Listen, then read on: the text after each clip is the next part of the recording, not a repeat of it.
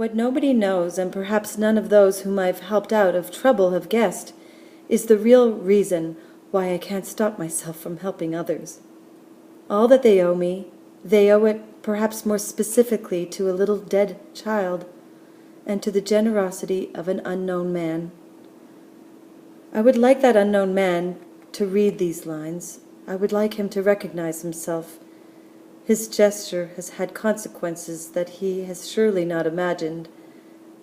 I think he will be pleased. I must go back a long way in my life, but in my exhausted brain memories do not form a well-ordered list with exact dates, beginning with the oldest and ending with the most recent. The entire mixture comes back to me in a disordered state, illuminated sometimes strongly, sometimes less so. Suddenly, when I remember myself at 16, I want to cry. Now, you mustn't envy me, but pity me instead. Today, people see how famous I am, and they say, what a lot of money she must have earned. Millions. 1,000 million, perhaps, it's true, but I've thrown that money away. Why? Because I enjoy being prodigal. I'm taking my revenge. I'm taking my revenge for having slept on the pavement when I was a child. On triumphant evenings, I laugh out loud. It's because I remember my youth. I feel that I've overcome my destiny, the destiny that allowed me to be born at the bottom of the social ladder, where that ladder sinks most deeply into the mud and where hope barely exists. But the greatest triumph does not succeed in exterminating the worst of my memories. The memory of a night when I was so poor that I tried to sell myself for 10 francs. Yes, 10 francs. If you have always slept in a bed that was waiting for you, in a house that was warm in winter and cool in summer, if you had parents who looked after you, who made a fuss of you, who kept an eye on your health, then I'm afraid you won't understand, that you'll be shocked, that you'll criticize me more severely than ever. And yet, try to imagine it. I was 15 and a half when I ran away with Louis. One must live. I took a job as a housemaid, but I was no good at housework, being the daughter of an acrobat. I was sacked once, twice, 3 times. I broke too much china. I didn't get through enough work. I was impertinent. Then I went to the Topin and Marguet factory, where they made wooden-soled shoes. I earned about 200 francs a week. I varnished shoes for 3 months until the day I felt ill. I was taken to the hospital, and there a doctor told me, "You're pregnant." I was dismissed. It was the rule. But, all said and done, I was pleased that I was going to have a baby. She was born at the Hôpital Tenon, and then I found myself with Louis and her little Marcel at the Hôtel de l'Avenir, 105 Rue Orfila, in a room where there were cracks in the wall and the window faced the courtyard. The baby's nappies and clothes hung on a string across the window. Under the bed was a pile of suitcases, old papers, dirty clothes, and all the dust that I had swept up. But I'll say it again. Louis and I were as happy as kids to have one of our own. Only we were broke. We left the hotel by doing a moonlight flit, going past the concierge's lodge on our hands and knees. We settled into another hotel in the Rue Germain-Pilon. I left that room one night after knotting sheets together into a rope and sliding down to the ground. Things couldn't go on the way they were. Louis was still a delivery boy. As for me, I entrusted the baby to one of my landlords and went off to sing in the streets again.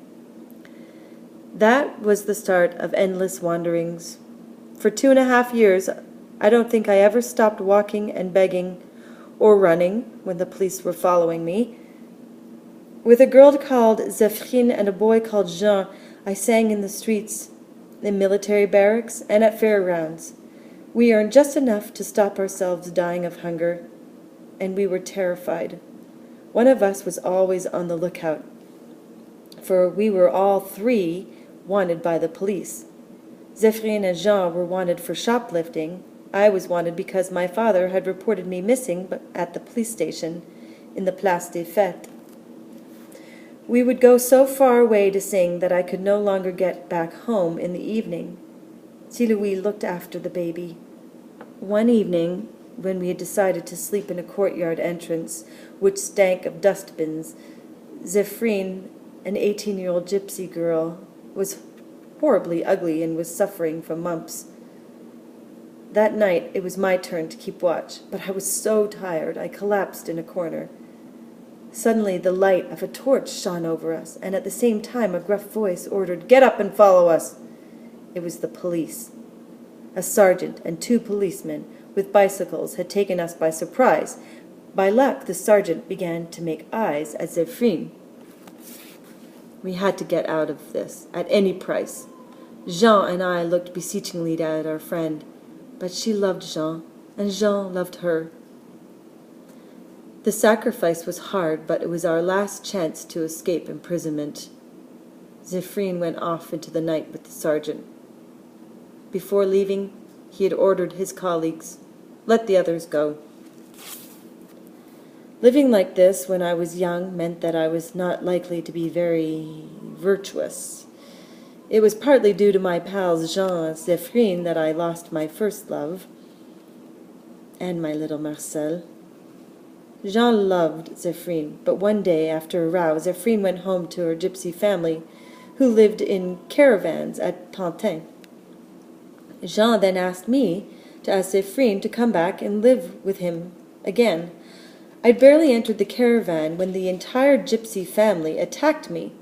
There were 15 or so of them, hitting me, insulting me, and spitting at me.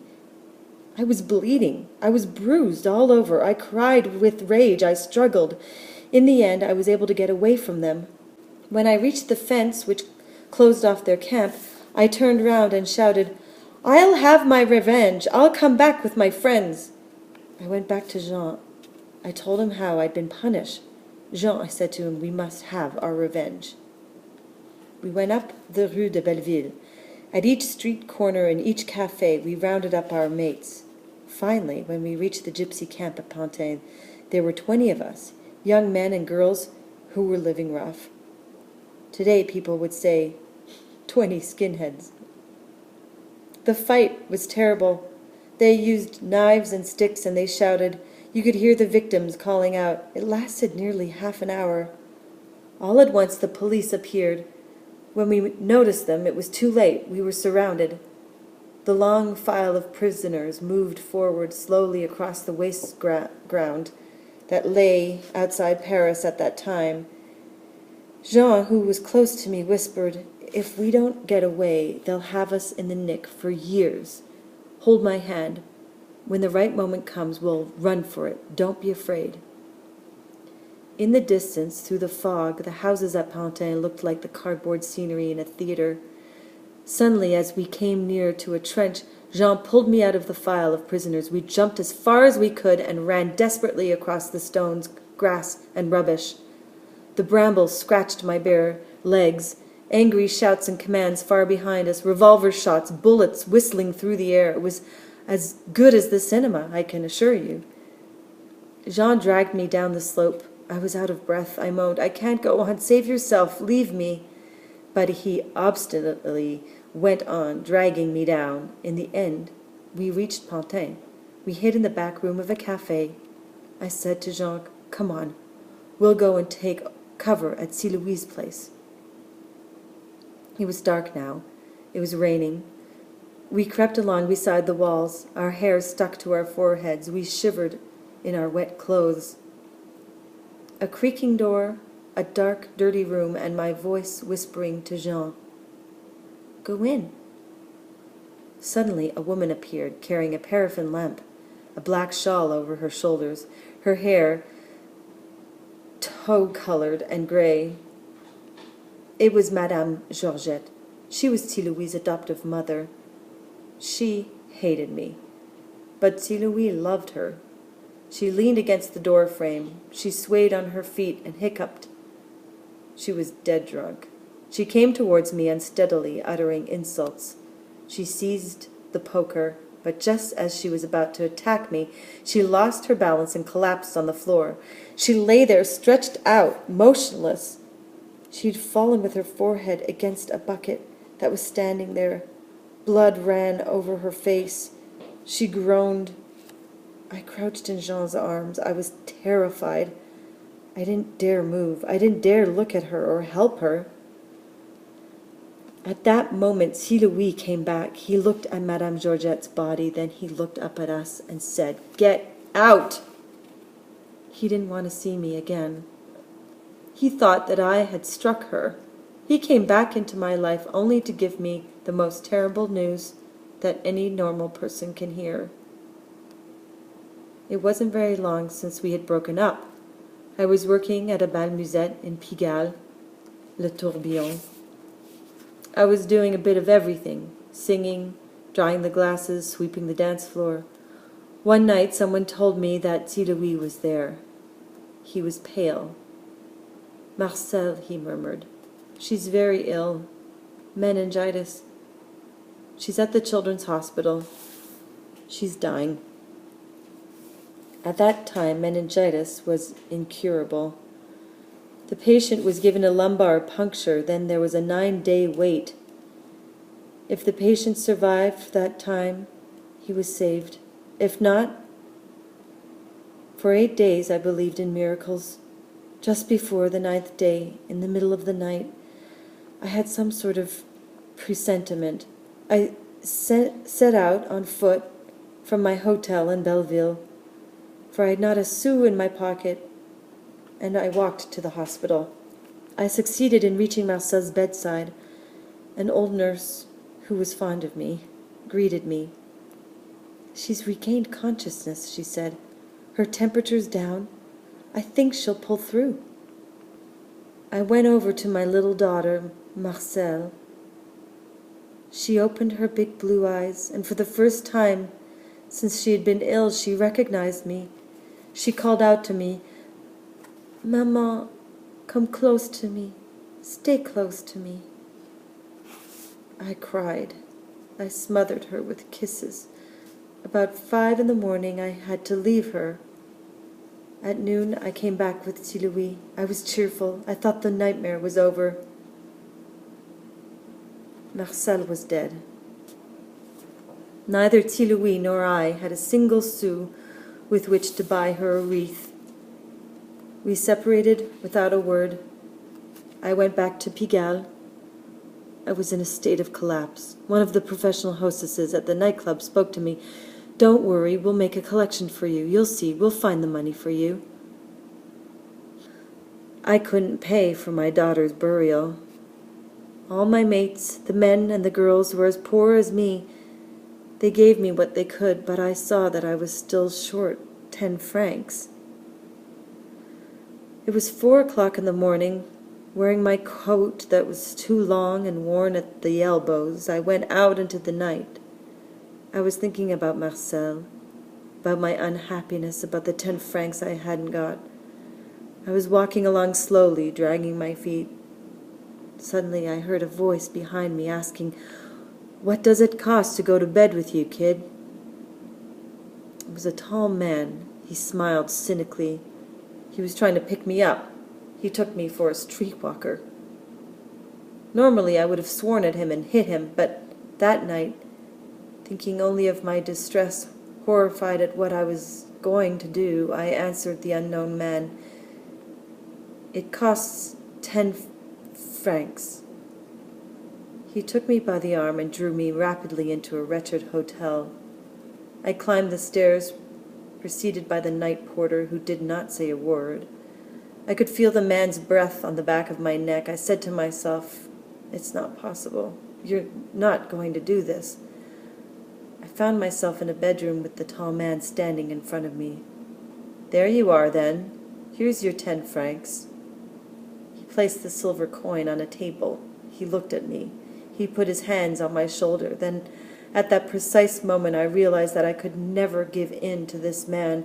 If I did, I would be disgusted with myself forever. The unknown man looked at me coldly. "Well," he said, "what are you waiting for?"